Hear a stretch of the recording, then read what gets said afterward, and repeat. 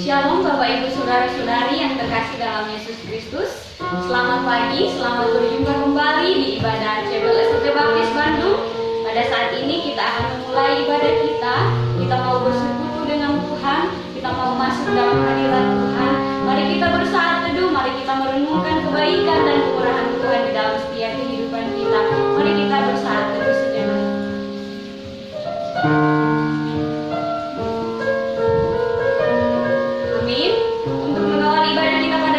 Kita akan menyanyikan pujian saat masuk ke hadirat Tuhan.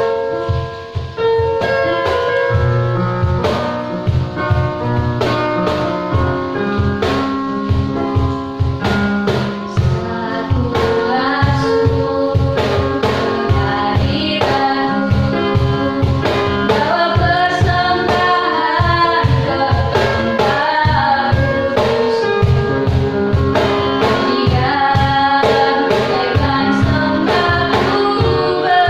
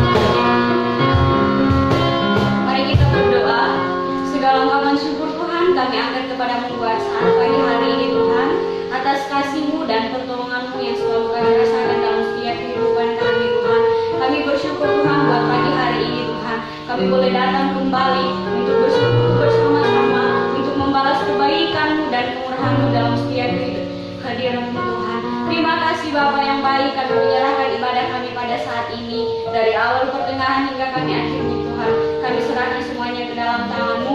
Biarlah Roh Kudus Tuhan yang terus hadir bersama-sama dengan kami, yang terus menguatkan kami Tuhan dalam ibadah kami pada saat ini. Terima kasih Bapa, ini doa dan permohonan kami. Sambut dan sempurnakan hanya di dalam nama-Mu Tuhan Yesus kami berdoa dan bersyukur. Haleluya. Amin. Saat ini kita akan mendengarkan kebenaran firman Tuhan. Mari kita akan menyanyikan pujian Tuhan aku rindu, Tuhan aku siap.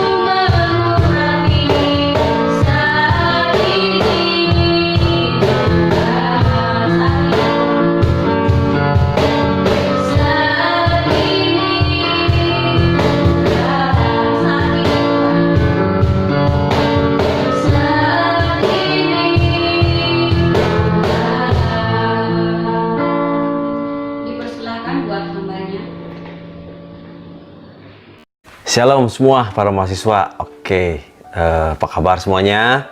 Kembali kita bertemu dalam kapel, meskipun secara online, tapi tetap kita semangat ya.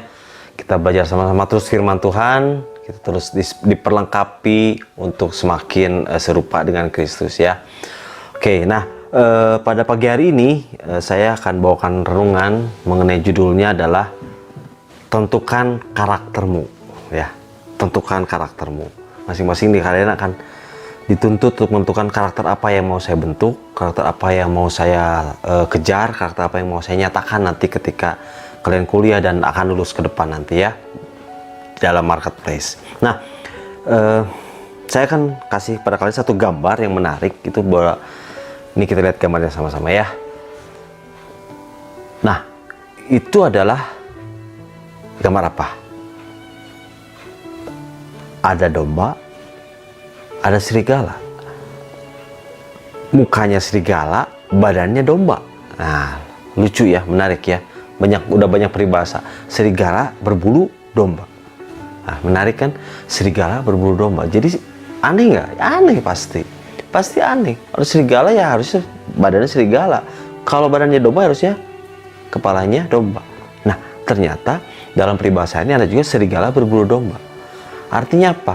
Bahwa si serigala itu akan memakai apapun yang dia bisa pakai untuk mencapai tujuannya. Hakikat dia adalah serigala.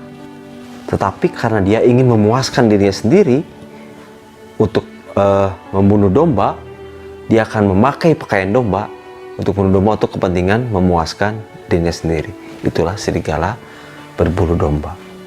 Nah, apa maksudnya dengan cerita ini? Nanti kita sama-sama saksikan ya.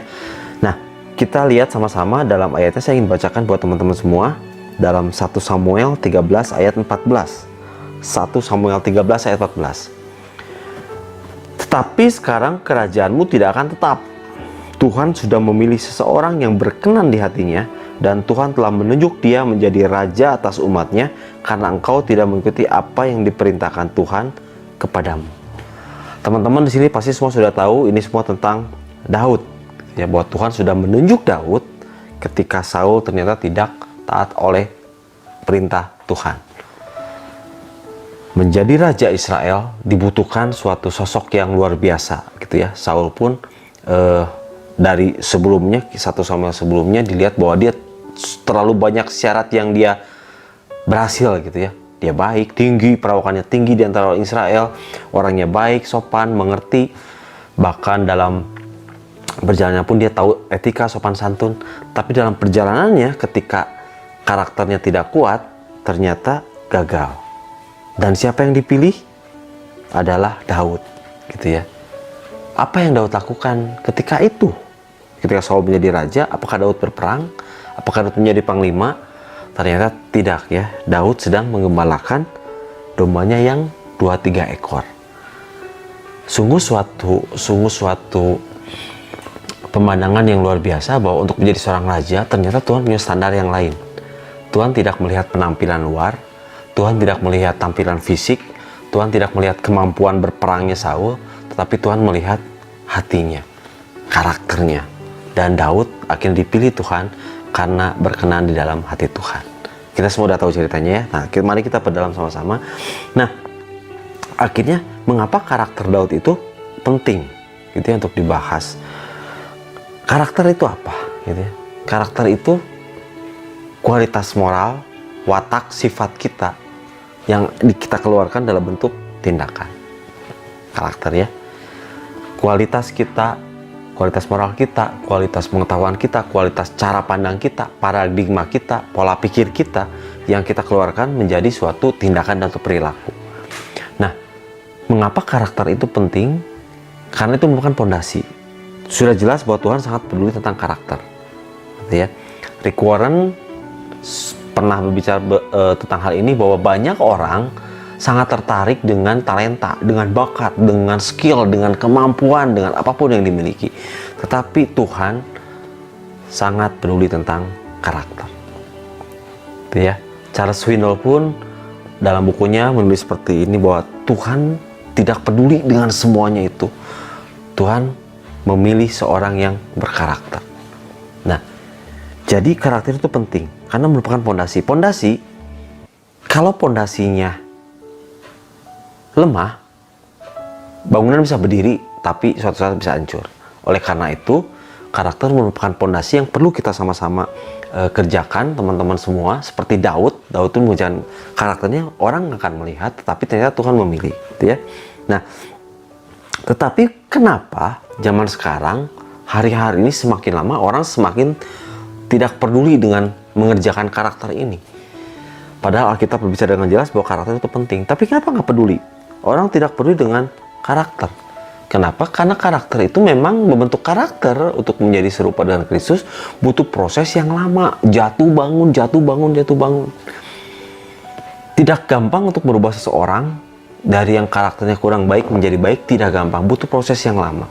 Dan orang membuat akhirnya malas untuk merubah karakter yang lama. Nggak suka. Orang sukanya yang instan-instan. Sekali beres, edit foto dari jerawat ada, tiba-tiba nggak ada jerawat, beres. Dulu untuk ngobatin jerawat butuh waktu berapa hari. Sekarang pakai Photoshop bisa beres. Kamera pakai beauty, pakai apa bisa cepat, semua cepat beres, gitu ya. Jadi orang malas dengan yang lama-lama, butuhnya instan. Terus kenapa juga orang malas dengan karakter? Karena memang ada harga yang harus dibayar, ada harga yang kesakitan kita. Dan itu biasanya berhubungan dengan kebanggaan diri sendiri. Orang dalam membentuk karakter, rasa harga diri dia harus tekan sedemikian rupa sehingga nanti yang muncul adalah kebanggaan dari Kristusnya sendiri. Nah, itu yang membuat kadang-kadang orang malas untuk berurusan dengan karakter ini. Terus kenapa lagi orang malas berhubungan dengan karakter? Karena memang ketika kita membentuk karakter ini, orang ada yang melihat. Biasanya ya, orang ada yang melihat. Orang mungkin melihat, orang cuma pengen tampilannya jadi. Oke, kamu sudah jadi cepat gitu. Oh, dari yang nggak bisa nyanyi tiba-tiba bisa nyanyi bagus dalam waktu sekejap. Orang yang nggak ngerti khotbah tiba-tiba bisa bawa khotbah dengan baik dalam sekejap. Nah, dalam menjalankan prosesnya orang biasanya malas karena apa? Karena yang ada yang melihat. Ketika kita melakukan sesuatu yang baik, tidak ada yang melihat, godaannya adalah tidak akan menghargai dan akhirnya membuat orang malas. Kebutuhan orang dihargai. Nah, pada saat melakukan perjuangan kita, membentuk karakter kita, biasanya tidak ada yang melihat. Tetapi Tuhan melihat. Makanya Tuhan memilih Daud. Nah, kita semua kadang-kadang malas dengan ini. Karena kenapa? Dunia sekarang, banyak orang dunia melihat butuh penghargaan. Orang segala sesuatu dihargai. Kenapa sih? Kenapa orang ditepuk tangan? Kenapa orang dihargai, dipuji-puji? Karena sesuatu yang ditampilkan. Wah, dia jago main musik. Wah, dia dalam sekejap bisa terkenal. Wah, dia dalam sekejap bisa bisa followernya banyak gitu. Dia tiba-tiba bisa jago nyanyi berbagai macam bentuk gitu.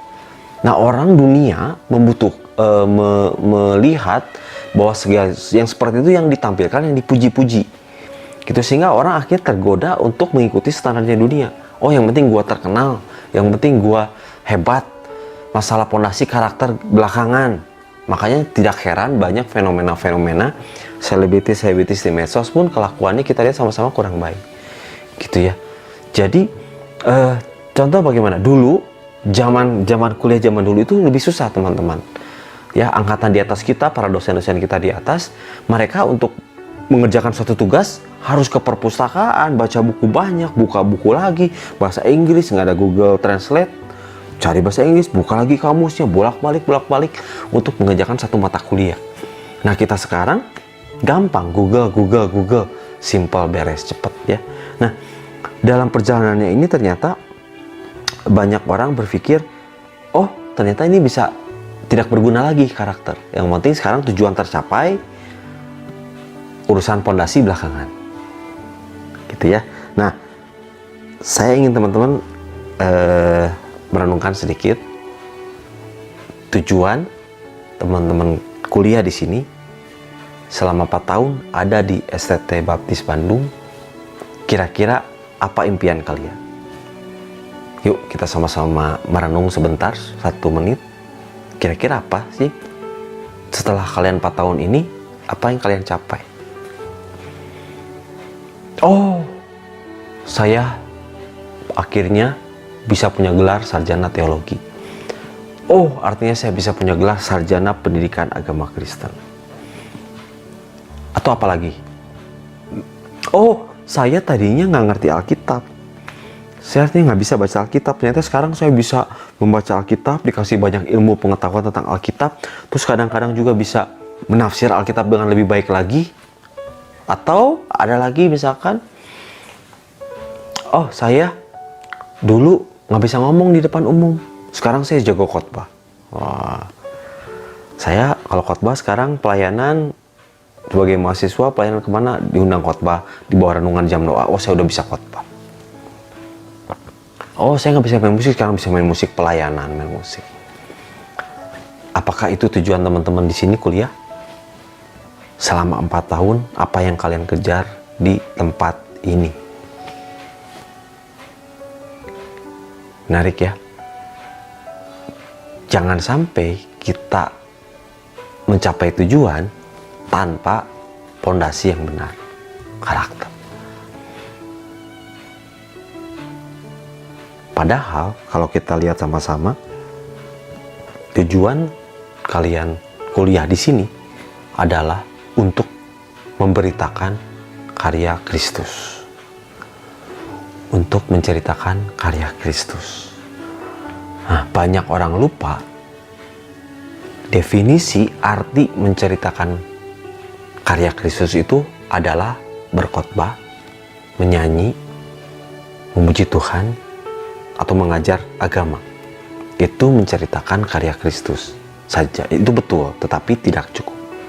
Yang lebih esensi dari menceritakan karya Kristus adalah menceritakan bagaimana Kristus bisa mengubah hidup saya dan teman-teman, dan itu karya Kristus yang luar biasa itu bisa disaksikan oleh dunia luar, di tempat kita menjadi pendeta, di tempat dia menjadi murid-murid sekolah kita, dimanapun kita berada, orang melihat, oh ternyata dia kuliah di sana, dia berubah hidupnya, dia menjadi semakin serupa dengan Kristus. Itu adalah bagian yang penting dari menceritakan karya Kristus. Nah, jadi ini yang mau saya tekankan teman-teman di sini semua, para mahasiswa, bahwa tujuan kalian di sini adalah untuk menceritakan karya Kristus lewat skill, kemampuan yang kalian pelajari selama 4 tahun dan lewat hidup kalian. Dan itu 4 tahun di sini adalah masa di mana kalian harus terus berurusan dengan yang namanya pondasi. Dan pondasi itu akan membentuk karakter kalian. Jadi teman-teman, tentukan karakter kalian. Kalian mau jadi seperti apa? Gitu ya. Kalau tujuan kalian hanya sekedar ingin, oh saya menjadi lulusan terbaik sarjana teologi tanpa karakter, gak heran akan ada banyak kasus mencontek dalam ujian. Oh, saya ingin menjadi pengkhotbah terkenal. Oh, saya ingin menjadi pendeta terkenal. Tanpa karakter yang baik, kalian akan melakukan segala cara. Yang penting, gue singkirin teman-teman saya. Yang penting saya keduluan dapat kesempatan melayani dimanapun. Menurut saya, itu seperti serigala berbulu domba. Kalian pakai bulu domba, kalian pakai kekristenan, kalian pakai Alkitab, kalian pakai STTBB, kalian pakai nama Tuhan untuk mencapai tujuan kalian sendiri. Saya ingin terkenal, saya ingin dipuaskan, saya ingin kaya, saya ingin kehidupan saya lebih baik. Memakai Tuhan untuk kepentingan diri sendiri. Itu yang disebut dengan serigala berbulu domba. Dan percayalah, suatu saat nanti Tuhan bisa menolak orang-orang seperti Saul yang menyia-nyiakan kesempatan yang Tuhan sudah berikan. Saul sudah diberi kesempatan oleh Tuhan menjadi raja. Dia tidak pakai kesempatan itu. Dia tidak peduli dengan karakternya dia. Dia hanya mementingkan dirinya sendiri. Perintah Tuhan dia langgar. Tapi Daud, dengan kesetiaannya dia tahu bahwa hanya Tuhan saja penguasa hidupnya dia. Dia terus dengan meskipun jatuh bangun, dia bentuk karakter dia. Sehingga Tuhan tahu hatinya dia. Sehingga dia bilang, aku berkenan kepada Daud. Bahkan ketika Daud melakukan kesalahan pun, Daud cuma minta, jangan jauhkan aku dari rohmu. Semua boleh hilang, tapi jangan jauhkan aku dari rohmu.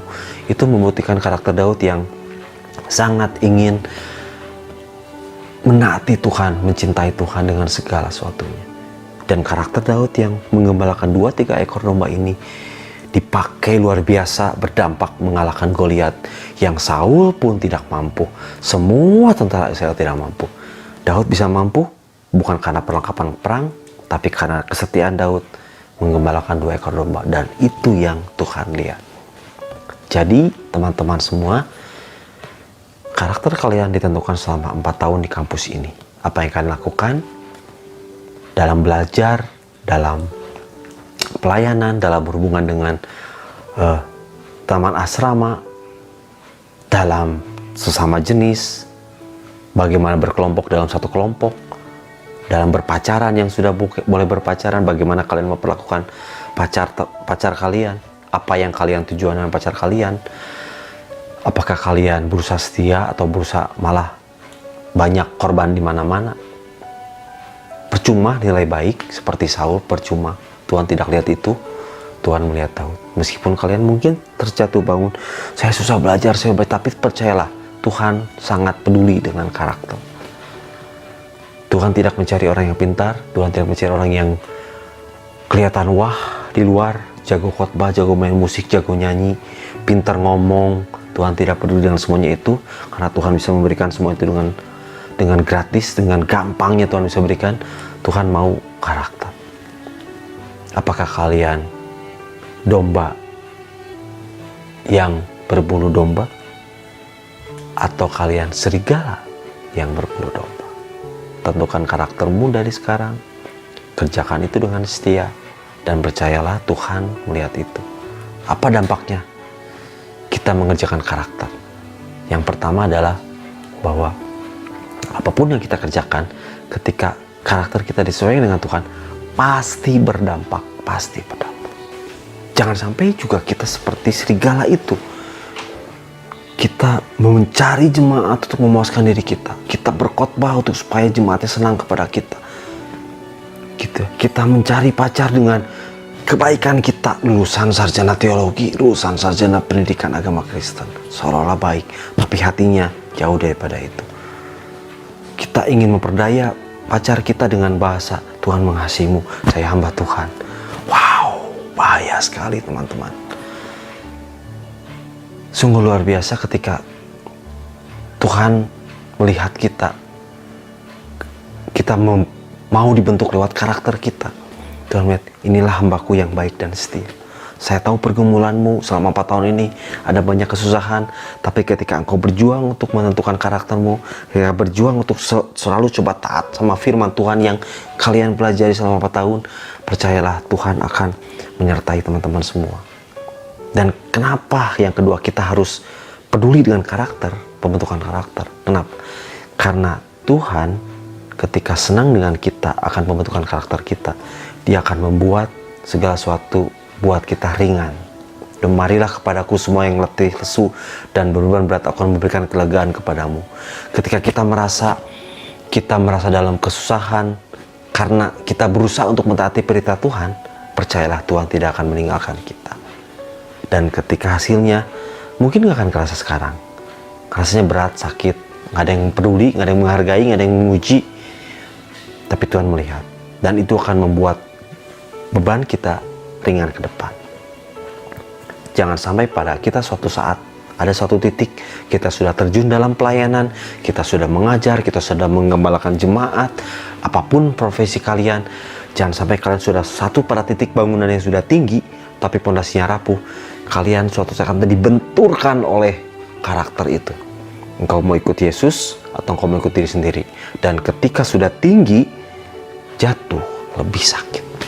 Percayalah, lebih sakit. Lebih baik kalian sekarang beresin pondasi kalian sama-sama. Selama 4 tahun yang kuliah di sini, terus bereskan pondasi kalian.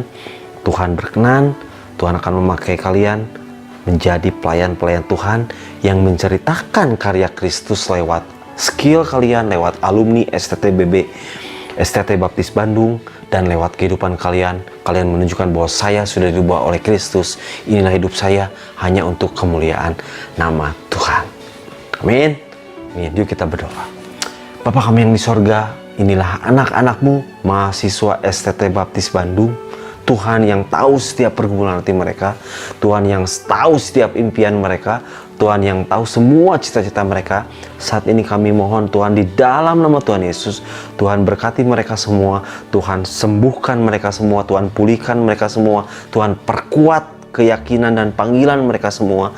Hanya satu hal, kami semua rindu bahwa alumni STT Baptis Bandung menjadi pelayan-pelayan Tuhan, hamba-hamba Tuhan yang menceritakan karya Kristus lewat kemampuan mereka, lewat skill mereka, dan yang terpenting lewat karakter mereka, lewat kehidupan mereka sehari-hari.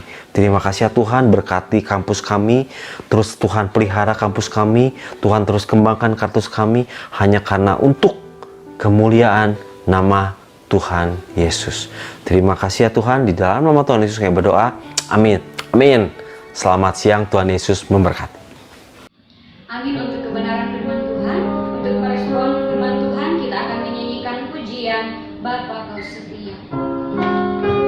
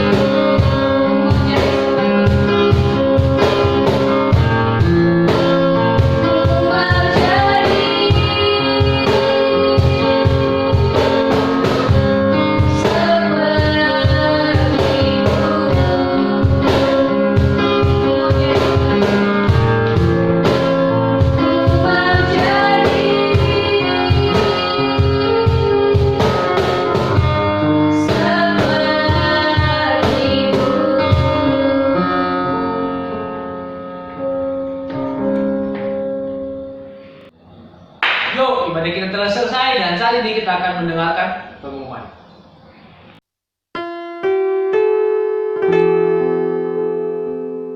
Buat kita semua, terima kasih buat teman-teman semua yang telah melayani hari ini, baik itu WL, pemain musik, dan terlebih kepada hambanya yang telah menyampaikan firman Tuhan, dan kepada kita semua yang telah setia untuk mengikuti ibadah KPL pada saat ini. Untuk pengumuman minggu depan yang akan melayani yang menjadi WL adalah Saudari Ana, pemain musik Saudara Awam, Saudara Solala, dan Saudari Muni. Dan yang menyampaikan firman Tuhan adalah Bapak Sudaryadi Wibowo, dan yang menjadi editor adalah Saudara Yosua. Terima kasih semuanya. Tuhan Yesus memberkati. Sampai ketemu kembali. Bye.